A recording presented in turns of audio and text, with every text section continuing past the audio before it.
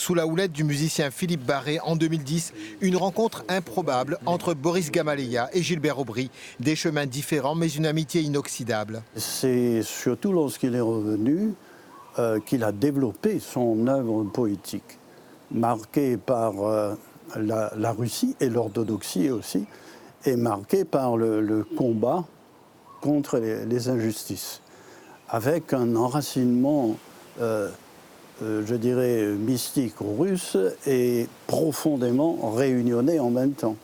Vali pour une reine morte, Zanard parmi les coqs pitant la nuit, une moisson de vers que le poète mettra sur papier après l'exil qui décidément marquera son existence. Boris fait partie vraiment de ces gens qui ont martelé des idées, qui ont été fidèles à leurs idées, au point quand même d'avoir été exclus de l'île par l'ordonnance de Bray, par exemple, sa femme et lui. Donc je veux dire, c'est quand même important. Il a écrit aussi bien en créole qu'en français.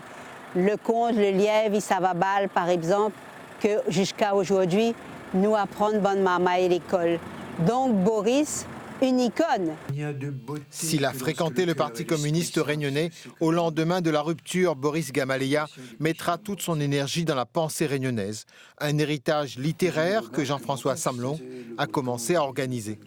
Tout d'abord, une anthologie de textes de Boris Gamaleya avec des inédits réalisés par l'universitaire Patrick Quillet, une exposition de gravures réalisée par Karel Perrusso à partir d'extraits de textes de Boris Gamaleya toujours, et bien sûr, nous, en partenariat avec le ministère de la Culture et la DACOI, nous avons un projet d'une anthologie de contes créoles. Boris Gamaleya au parler franc, comme l'attestent ces quelques mots. Pour la culture, pas de dirigisme, c'est ma formule, je vous reprends souvent. Le pouvoir, quel qu'il soit, n'a pas à légiférer.